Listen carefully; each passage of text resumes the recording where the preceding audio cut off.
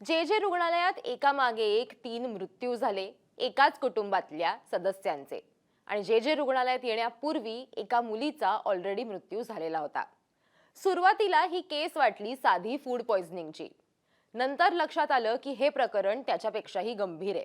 कारण घरात get together होतं, इतर लोकांना काहीही झालं नाही. मग लक्षात आलं की कुटुंबानं बाकी सगळे लोक गेल्यानंतर कलिंगड खाल्लं होतं आणि मग संशय तिकडे वळाला. पण जेव्हा फॉरेन्सिक रिपोर्ट समोर आला त्यात काय होतं हे ऐकून तुम्हालाही धक्का बसेल. कलिंगड आणि बिर्याणी हे एकत्र खाल्ल्यानं हे झालं असेल असंही म्हणण्यात आलं. पण आता रिपोर्ट समोर आलाय. बघूया की दक्षिण मुंबईतल्या एकाच कुटुंबातील 4 सदस्यांच्या मृत्यूचं नेमकं कारण काय होतं. नमस्कार, मी देवयानी आणि तुम्ही बघताय मुंबई तक. दक्षिण मुंबईतल्या एकाच कुटुंबातील 4 सदस्यांचा मृत्यू झाला. कलिंगड खाऊन मृत्यू झाला अशी माहिती समोर आली होती. पण फॉरेन्सिक रिपोर्ट आलेला नव्हता, त्यामुळे त्यात काही तथ्य आहे की नाही असाही प्रश्न होता. पण आता फॉरेन्सिक सायन्स लॅबोरेटरीच्या रिपोर्टमध्ये झिंक फॉस्फाईड हे अत्यंत विषारी केमिकल असल्याचं समोर आलंय. उंदरांचं विष म्हणून वापरल्या जाणाऱ्या या केमिकलचे अंश मृतांच्या विसेरामध्ये सापडले. हे कुटुंब आजारी पडण्यापूर्वी त्यांनी जे कलिंगड खाल्लं होतं त्यातही अधिकाऱ्यांना हे आढळून आलंय. FSLचा हा अहवाल मुंबई पोलिसांकडे सुपूर्द करण्यात आलाय. 26 एप्रिलला मृत्युमुखी पडलेले अब्दुल डोकाडिया, त्यांची पत्नी आणि त्यांच्या 2 मुली यांच्या मृत्यूबाबतचा तपास पोलीस अजूनही करतायत. पायधोणी परिसरातील घरी मोहल्ला इथे राहणाऱ्या डोकाडिया कुटुंबानं 25 एप्रिलला रात्री उशिरा त्यांच्या नातेवाईकांसाठी एक गेट टुगेदरचं आयोजन केलं होतं.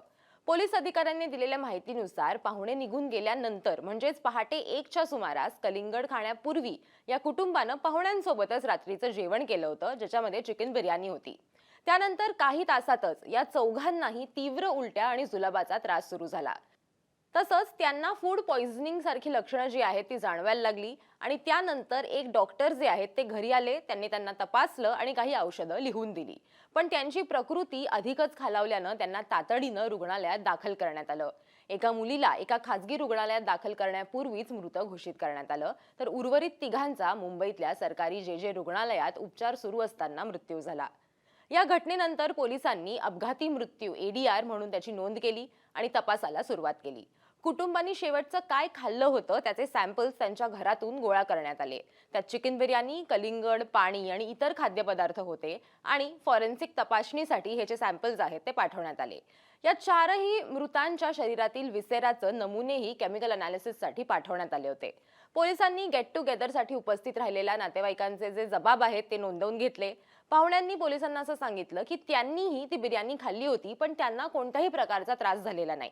यामुळे कुटुंबानं त्यानंतर खाल्लेल्या कलिंगडाबाबत संशय जो आहे तो निर्माण झाला. सुरुवातीच्या निष्कर्षातून फूड पॉइझनिंगची शक्यता वर्तवली जात असली तरी आत्ताच्या रिपोर्टमधनं ही दिशा जी आहे तपासाची ती झिंक फॉस्फाईडच्या विषबाधेकडे वळली आहे. हे विषारी रसायन कुटुंबाच्या पोटात चुकून गेलं की जाणीवपूर्वक हे अजूनही स्पष्ट झालेलं नाहीये असं अधिकाऱ्यांनी सांगितलंय. कुटुंबांनी जाणीवपूर्वक इतकं टोकाचं पाऊल उचललं असावं असा कुठलाही पुरावा समोर आलेला नाही असंही अधिकाऱ्यांनी स्पष्ट केलंय. तपासाचा एक भाग म्हणून नातेवाईक, शेजारी आणि इतर जे प्रत्यक्षदर्शी होते त्यांचा जबाब जो आहे तो नोंदवून घेण्यात आलाय. अधिकाऱ्यांनी हे सुद्धा स्पष्ट केलंय की हे मृत्यू प्रत्यक्ष कलिंगडामुळे नाही, तर त्याच्यामध्ये जे आढळलेलं टॉक्सिक केमिकल आहे त्याच्यामुळे झालेला आहे. त्या कुटुंबांनी सेवन केलेल्या अन्नामध्ये झिंक फॉस्फाईडचा शिरकाव कसा झाला हे शोधण्यासाठी पुढचा तपास जो आहे तो अजूनही सुरू आहे. त्यामुळे जी सोशल मीडियावरती वॉटरमेलन स्टोरी म्हणून फेमस झालेली होती, तर ते तसं नसून त्याच्यामध्ये एक टॉक्सिक केमिकल असल्यामुळे त्या कुटुंबाचा मृत्यू झाला होता. तुम्हाला काय वाटतं आम्हाला कमेंट करून नक्की सांगा आणि बघत रहा मुंबई तक.